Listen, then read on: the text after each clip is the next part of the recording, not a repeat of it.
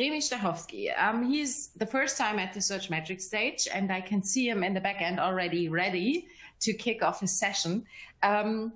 He's your SEO expert when it comes to internationalization of e-commerce companies, and he's having more than 10 years experience in the field of SEO, which is amazing. I think all of our SEOs today, if I get it right, like they're more than 10 years in the SEO field, which is amazing. So it's really like SEO masterminds, and we are happy, Remi, to have you on board as well. Today you will show how to understand and enter a new market and users' needs. And you will share some insights about your own experiences and insights, how you do that for other companies, which means that gets really serious. I think we have a 40-minute slot, which is the longest we have today, because it's really intensive and it needs a lot of information to be prepared for new markets and stuff. Did I get that right, Remi? That's totally true. Can you hear me? Cool. That's very good. How are you doing? Are you ready? I'm ready. I'm super happy to be here. Hello, Luca. Hello, Najib. Hello, everyone. Hi. Hi. Cool. So then I would like to hand over to you. Please take your time. You have 40 minutes. Afterwards, we will have another session. And now I hope everyone is enjoying your session about international competitor analysis. Have fun. Go break a leg. Thank you for the introduction.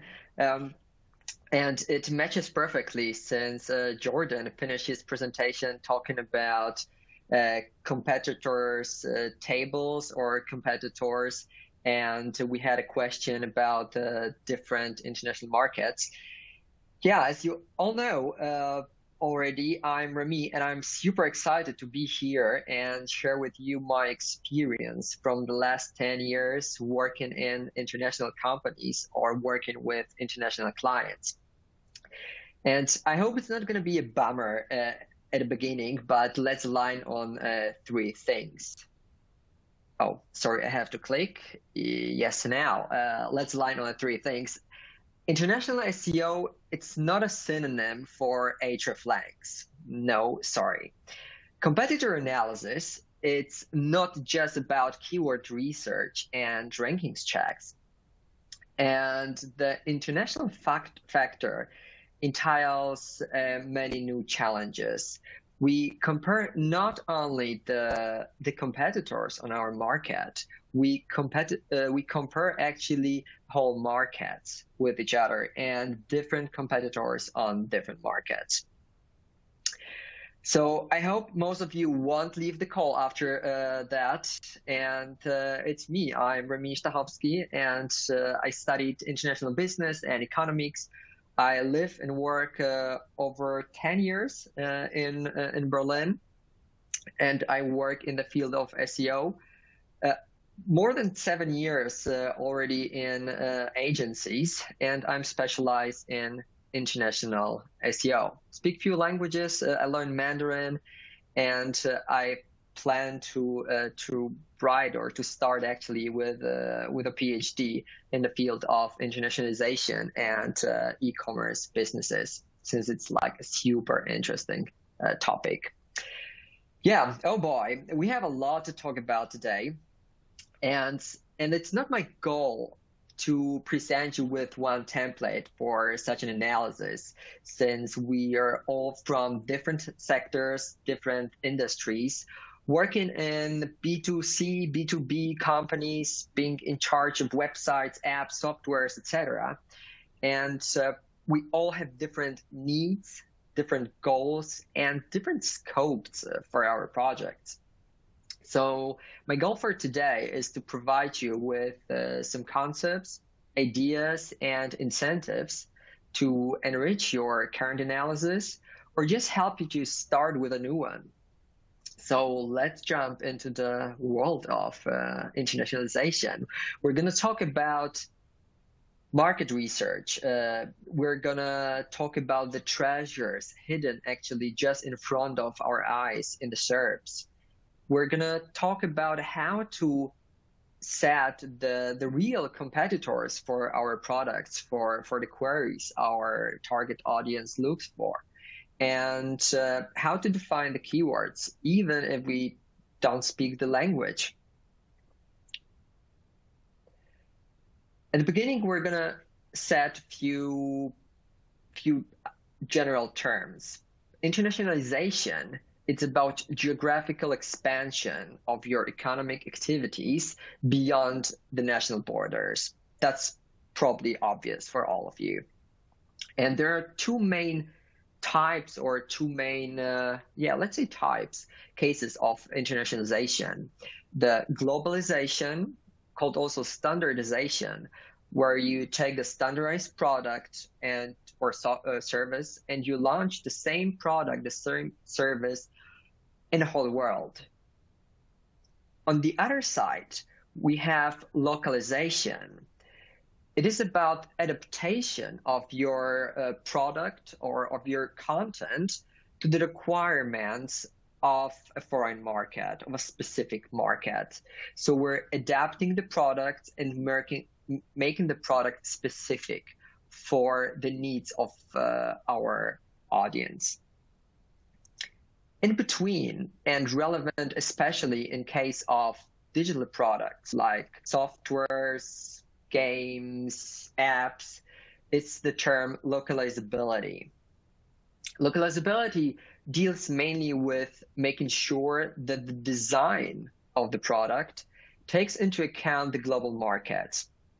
So it looks at whether the product, as it is created or as it is now, is able to be transformed into other languages or locales without complications.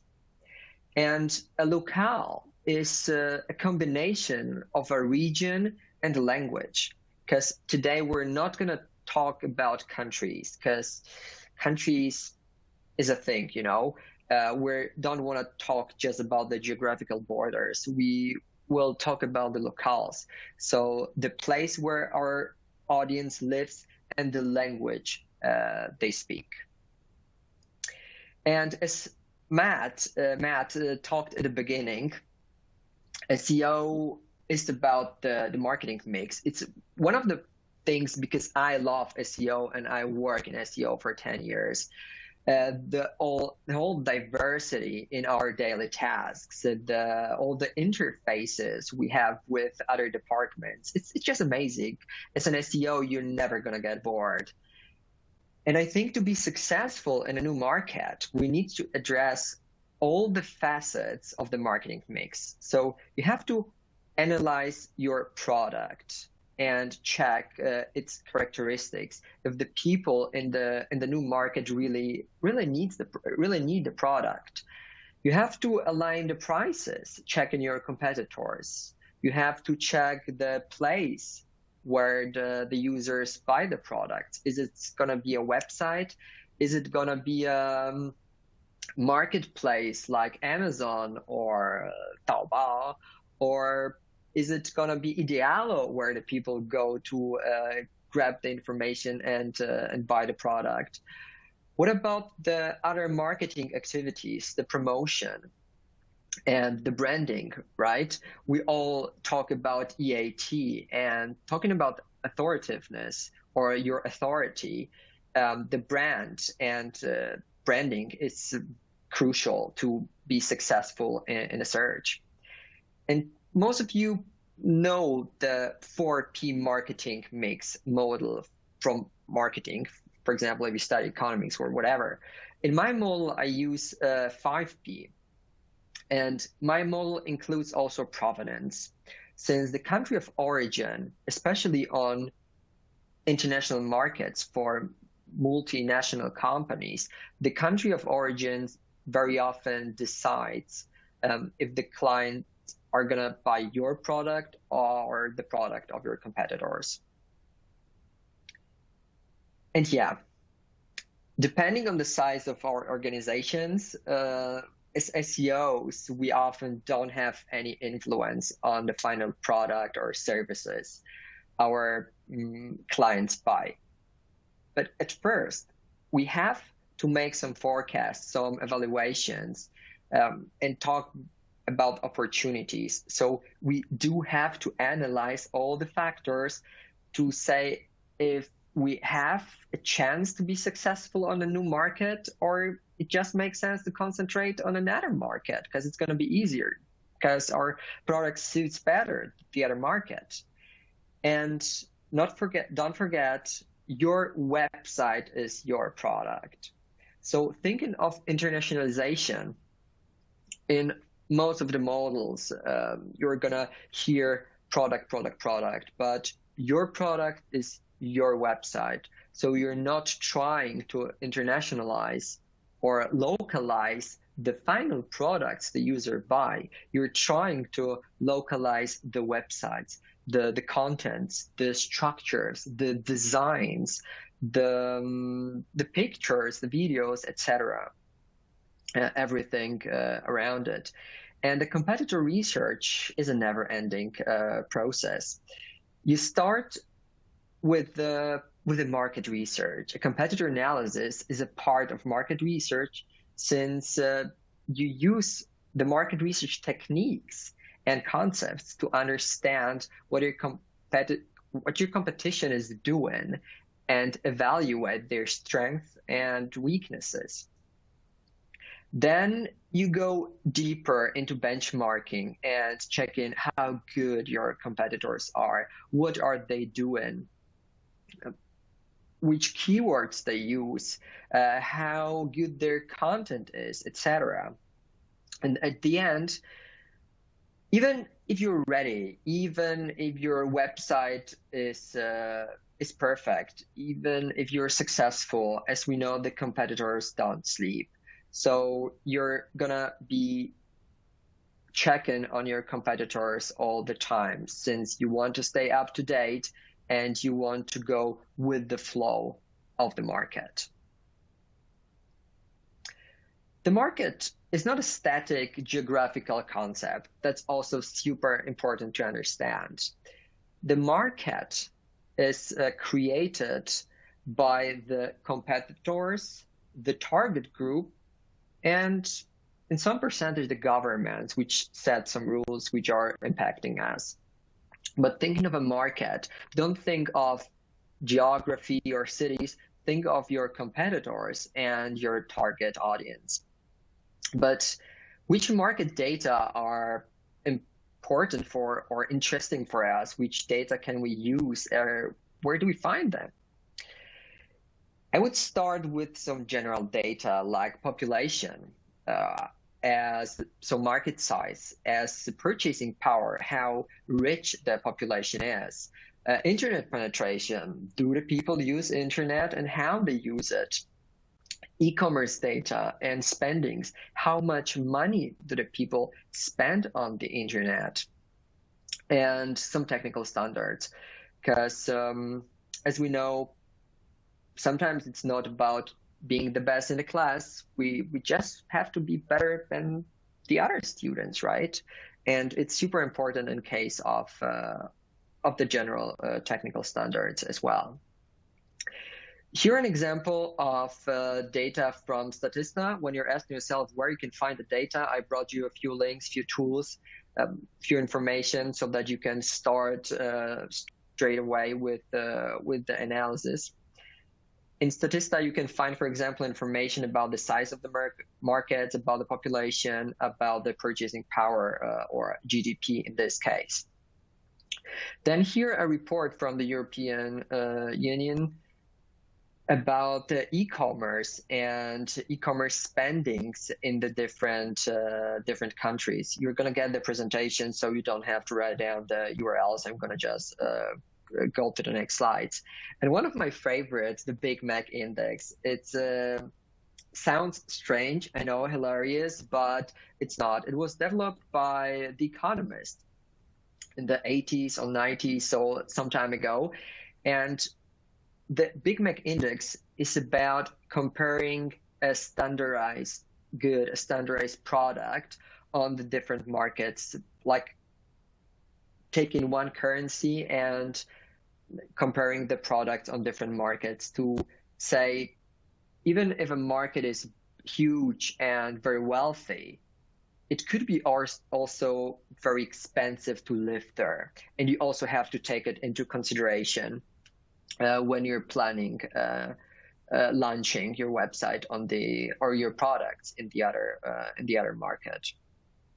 And one of the topics we as SEOs like a lot, search engines. And I hope I'm not going to disappoint you, but yeah, it's Google. It's actually really Google we have to take care of, and the rest, it's fun, but most or more than 90% of the people in the world use Google. There are for sure some exceptions, like some countries using Yandex, for example, Turkey, and going on the Turkish market, we should check Yandex and, for example, start to display ads on Yandex. Or we all heard about the Baidu in China, or we have Naver in Korea. And we have some smaller search engines like Yahoo Japan. In Japan, we have Silnam in the Czech Republic, or some search engines like Anansi in South Africa. However, Anansi is more about ads, like search engine for ads, or a directory, not a search engine, how we understand it. And yes, going to China, that's the difference. If you're on the Chinese market, you definitely have to concentrate on other search engines. The one we all heard about, the one we all know, is Baidu. But besides of Baidu, as you see, you have also Sougao, or on the graph here, you see also Shenma. However, there is a huge decrease in the usage of Shenma, so you can forget it. But there is a new one called Kuake. So as you see on the Chinese market, there are few search engines which are really used, and it is another ecosystem, I would say, right? Because it's not just about the search engines. It's also about websites like Dazhongdianping or Xiaohongshu, the Little Red Book, where people look for information or recommendations. So you also have to take them into consideration. Weibo or WeChat apps we also heard of are super important or are crucial for the Chinese market, since the people don't start their searches on the search engine in most of the cases. Another nice tool or website you can use is, it is provided by Google actually. You can choose, or you can put the name of the product, your keyword you're interested in, and Google where the people look for that product in the world. So Google is translating or trying to translate the name or the product into all the languages and check where the people on the world look for it. So it's very interesting. I think this search was made for a bike or bicycle, and you see, if you want to sell bicycle, you should concentrate somewhere in Europe, Japan, United States, Australia, and in Europe it was like Germany, France, or no, many countries. But it's kind of helping you if you're like really starting from scratch. It could help you with some general information. And as we said, our market is built by the of the general data, definitely, but the data about your target audience. So you should create actually separate set of personas for every country. There was a question after Jordan's presentation about how to be successful on the new market or how to localize your product. Yes, you need separate personas to be successful, because the people do act differently. They do have other search and buying behaviors.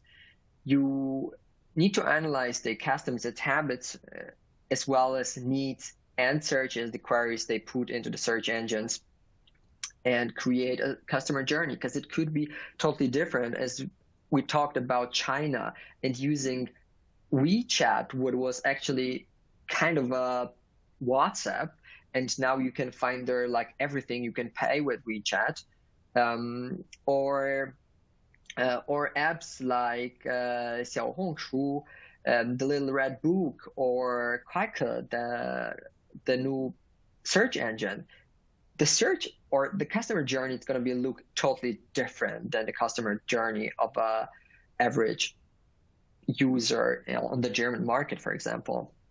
So we have to align on, or we have to analyze the culture, the traditions, the religions, and the lifestyle, because all of these can impact the behavior of our users. Not talking about languages, which is obvious, or scripts, right? Because different languages, it's not just about the word and the content, it's also about the script. How are they written? It could make a huge difference in the structure, in the layout of the page, depending on, do we use like a Greek alphabet, the Arabic abjad, the Japanese syllabary like hiragana or katakana, the Chinese characters, or like Indian Devanagari, right? They are all written totally differently, and we would have to adjust our whole project to the language structure. Yeah, the SERPs. Like, even if we don't know the market, and even if we don't speak the language, we can find many informations directly in the SERPs. You can find information about the search intent, because theoretically it could be different on different market, yes. About different SERP features, you could concentrate on the competitors. That's obvious. You're going to find them directly in the SERPs. The keyword clusters, like new keywords, for example. And here's an example so that you understand what I mean.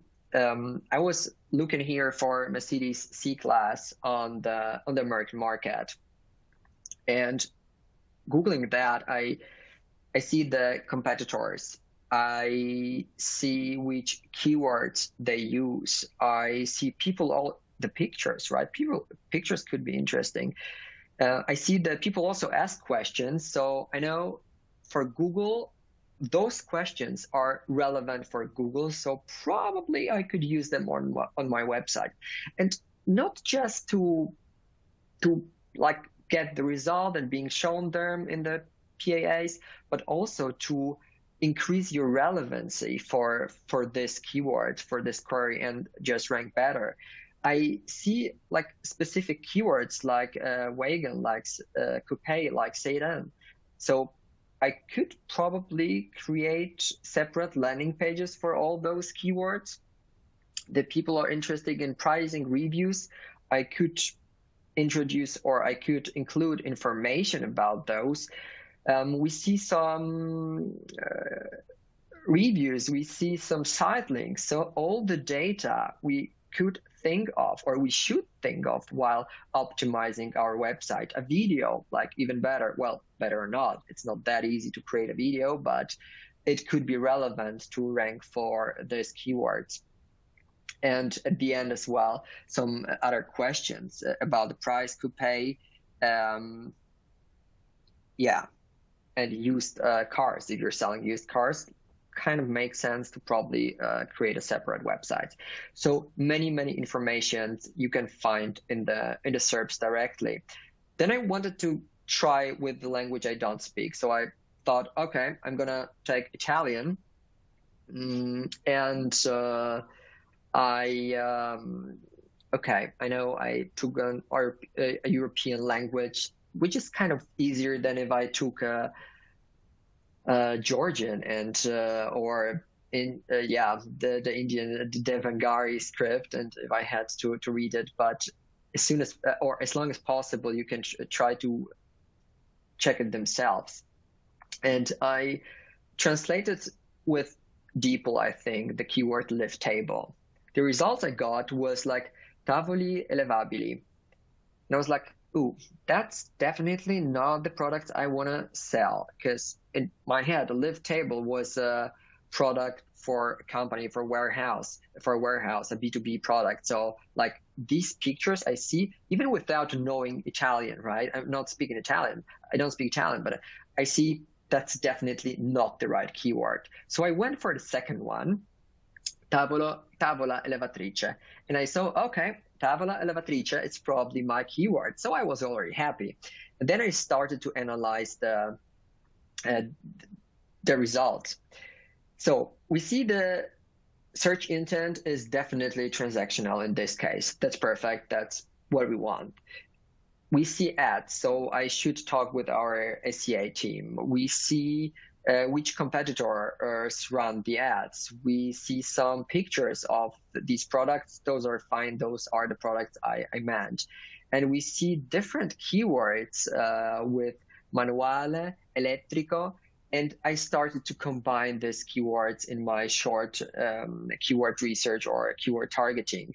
Then if we scroll down, we see further competitors, further keywords, which we can find in the HTML titles, in the descriptions.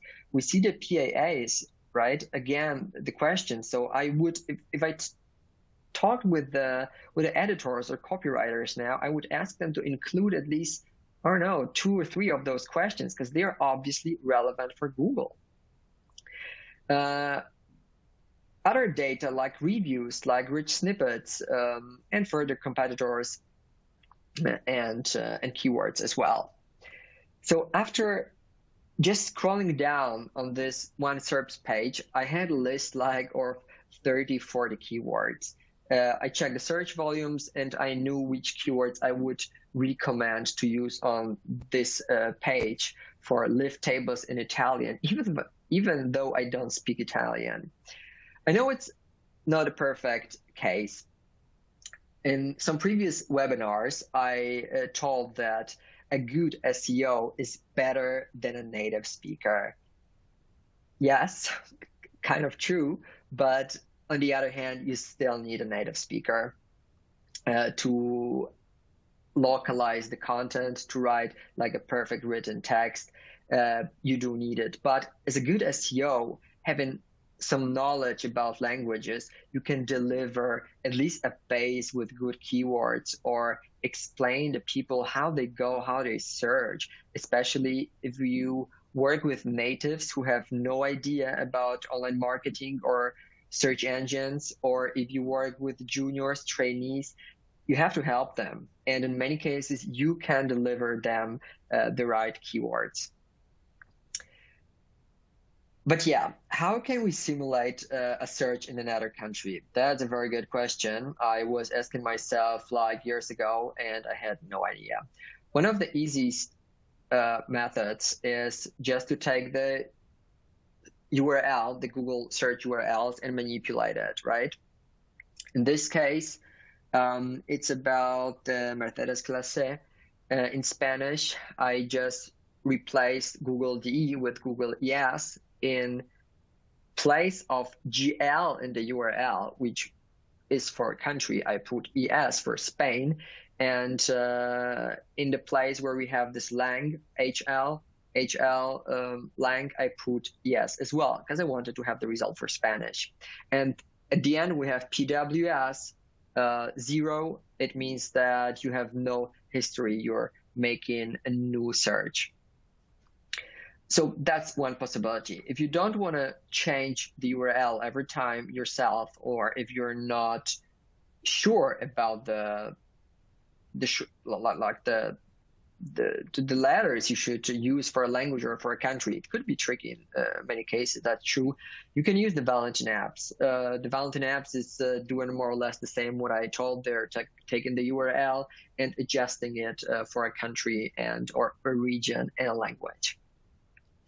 The best method, to be honest, is to use Mobile Moxie. It's the best tool I found in market, where you can choose a country, even a state or city, put your keyword, a language, and they simulate the search from a server in another part of the world, so that you get almost a perfect example, with a view on a mobile phone and a view on desktop, and you can obviously scroll and see how it looks like.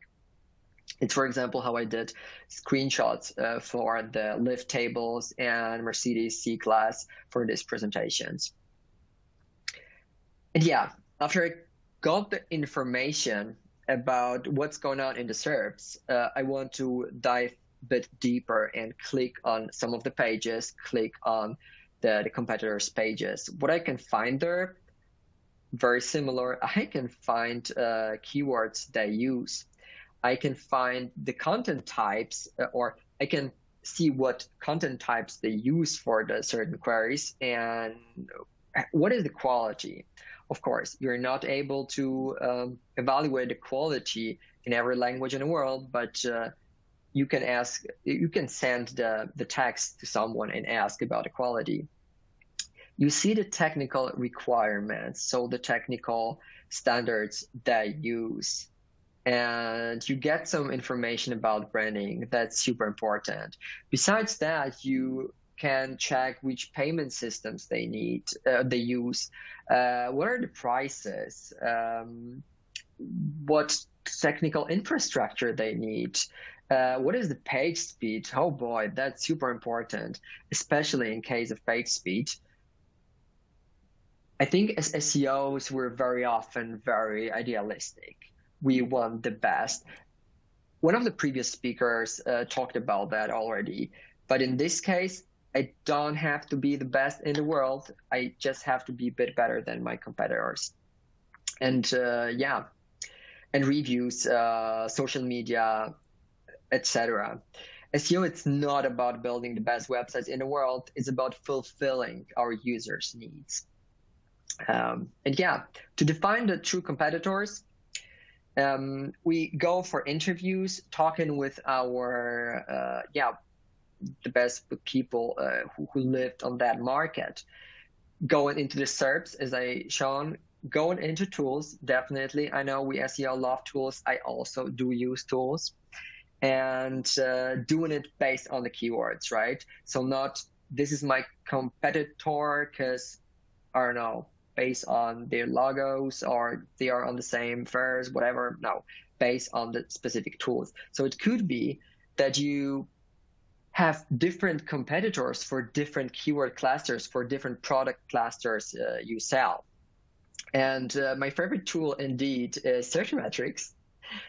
In every case of competitor analysis for a new market, especially the markets I don't know, I use Searchmetrics. They have a perfect solution, check-in. In case of which keywords you have overlaps, you have interfaces, and showing you your real competitors that rank for the same keywords you rank. You can, after you define the competitors, you can go to keywords like SimilarWeb or Ranking Spy to get some deep dive information about them, how big they are, what would be the estimated traffic, what would be the estimated traffic via ads, and so on. So on those pages, you can get like more specific information about them. And after you did the spying on your competitors, you can go to keywords and content. Looking at the translations, translating keywords or asking native speakers to translate them for you, then going into the SERP or in the SERPs and evaluating them if they are really those keywords you want to use and really those keywords you need, so keyword targeting. Then checking competitors, doing like keyword gap analysis, for example, and using tools. And here we're back at the analysis from Searchmetrics. At first, you can define competitors, then you can click and see which keywords the competitors rank for, or you can do keyword gap analysis, seeing which keywords they use, but you don't rank yet, and you can decide if they are important for you or not. Or if you say, yeah, I don't rank on that market, like a keyword gap analysis at the beginning doesn't make sense, you can also go for keyword discovery. Even in languages like Chinese, I start here with 学英语, like to learn Chinese language. And you see, I got many many new potentials I could use for another landing pages or for this specific landing page. But yeah, what can we do with the data at the beginning? And we're almost at the end of our presentation. We have to cluster the data, like put them into one bucket, mix them, and see what's gonna, what you're gonna see at the end. Here, an example where I was comparing few European markets. I think, it was just European markets, starting with the general data about a market, like population, the GDP, the Big Mac index, to get the team feeling about the markets and the possibilities. Then using our data, because if you have already data for the market, oh dear, you should use them, right? So like users, transaction revenues. And after that, I was creating a metric. The blue line is a metric created for this report, where I included the search volumes, the competition index, the current rankings I have for the keyword set. Oh, sorry, it's based on a keyword set. Because how should you compare your competitors? Based on the keywords. So I created a keyword set of like 50 keywords, let's say, and your revenues, and saying what are the potentials on the market and how hard it's going to be to get on the first positions, and depending on the position, how much traffic I can do. So after you put the data together, you start with opportunity modeling. Jordan and Matt were talking about the investments, because as SEOs, we very often talk about costs. All right, that's what we do. And we talk about search volumes and visibility, and oh honey, nobody's interested in your visibility and your costs, right? And if our brain hears costs, like we go away, just go away, right? So what you have to talk about is, as Matt said, you should talk about the invest and the opportunities, the revenues. So in this model, you see, for my keyword set and the potential search volume for the whole keyword set, so more or less, let's say the demand for my product on the market, depending on the position I can get, with certain amount of money, I can make so much revenue, and that's very interesting. And use 12 months, because most company plan in 12 months cycle, not like 1 month. It's just us SEOs, but normally the companies play for the next 10 months, the budgets. And don't be afraid of making assumptions, because in most of the cases, it's not about giving the perfect answer. In most of the cases, it's about enabling the executives to make a decision based on numbers, of course, and based on revenues, which they love to hear about. So that would be about that. And building forecasts and scenarios. Always give the people few scenarios, because our human brains just love to answer questions, love to being asked, and love to make decisions, right? So having 3 decisions, it's much easier than if you just go to them with 1. And it's much better than saying my costs are, or I need some money, the cost would be like ABC, and if we spend the money, we're gonna get some rankings eventually, but it depends. No, you're not going to get the money if you try to talk with executives like that. You should talk more in a positive way, saying, hey, do you have anything against if we invest the money ABC and we get 1 million new clicks, which could result in, or no, like 200,000 revenue? That sounds great, right? And your chances are much higher than talking just about rankings and costs. So yeah, build few scenarios. My tip would be also to always take a null case, because the people are very afraid of losing something, and even more afraid of losing something than motivated by the opportunity to get something. So yeah, take a null case, take a case in the middle saying, if we go like that, we're not going to do a lot, sweetie. So probably we should do something more. Because if we invest the money, we can be the kings of the world. And you're gonna succeed. Don't be afraid to make assumptions, and go for a few scenarios, go for revenues, and make a deep dive into your new markets. And we have probably 1 minute for some questions. I'm sorry it took a bit longer, but I hope on the way I already answered a few questions. I mean, you've been on point. 1 minute left, but the Q&A is a little bit more time. Thank you very much, Remi. Very cool session. I love your slides. I like the design. It's amazing. We do have a few questions. But at the same time, if you have any further questions, please feel free to add them to the chat right now. So we have a little bit, like 5 minutes left maybe, to ask questions until our next session will start.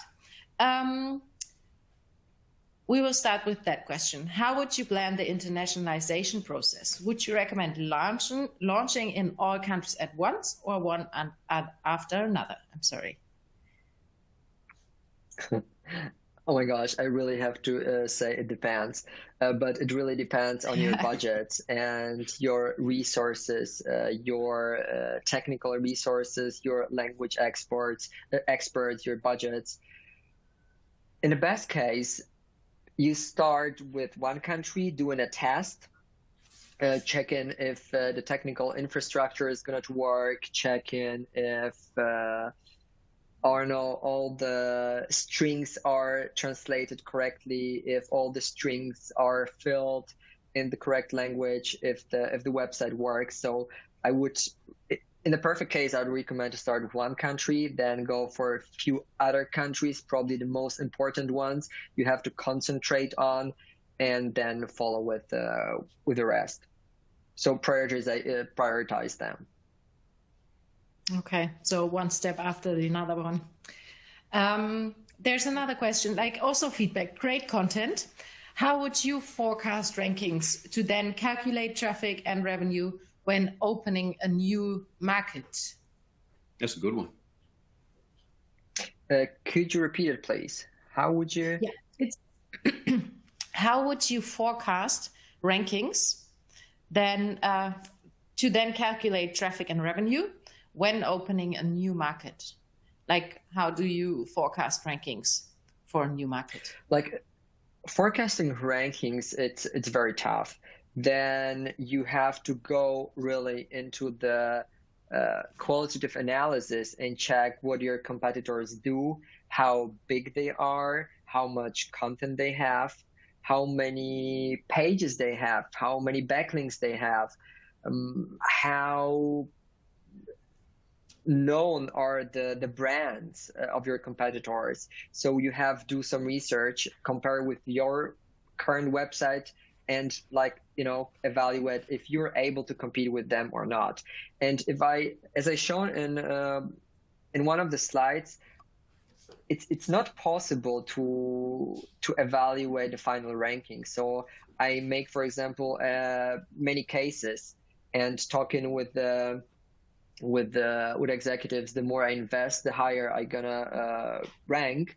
And if I rank on position 2, I'm gonna do that much money. If I'm gonna rank on place 5, like in average, I could do that much money. And if I rank on place 9 or position 9, it's gonna be this amount of money. But at the end, even the place 9 or 8, it's already a growth, and it's a good start. And yes, you do have to make an assumption on a click-through rate. You can go either for some averages you can find on the internet, or make an average based on your own product for the current market. For example, check in all the all the keywords ranking on position 7 and see what is the click-through rate for your data from Google Search Console if you rank on position 7. That would be a possibility.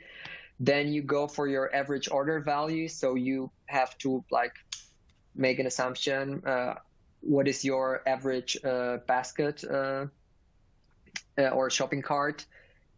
And yeah, then we have the search volume or traffic based on the different positions you could theoretically rank on, and based on the conversion rate and average order value, you have the revenues. Okay, I think that mainly answers the question, because the second part was how you calculate traffic and revenue then, and that's what you've explained in the end, doing somehow benchmarks with competitors and take the average out of that and use it for new markets as well.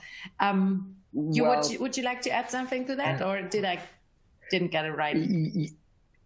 I think it's not just about benchmark, because you start with benchmark, trying to evaluate what are your chances, but then you make few scenarios based already on some current data, of course, but the keyword set is already for the new market. So you take the demand for the new market, you try to calculate what would be your prices on the new market, what would be the order, average order value, and you have to use the experience on your current market, because you also know are your prices. You can see the prices on the new market. You know which products the people buy, how much they buy at once. So you kind of have your order, your average value. And so you kind of mixing your current data on the current market with the data from the new market, the demand and search volumes. That's very cool. I think there's an additional question which is also a part of that. Maybe you can answer that in the chat if you will be available. It's just about keyword set in detail, and you started to talk about that already. But as I can see Kevin and Malte already waiting in the back end, I would like to ask you to maybe go to the chat and answer that question there. Thank you very much, Sure. Remi.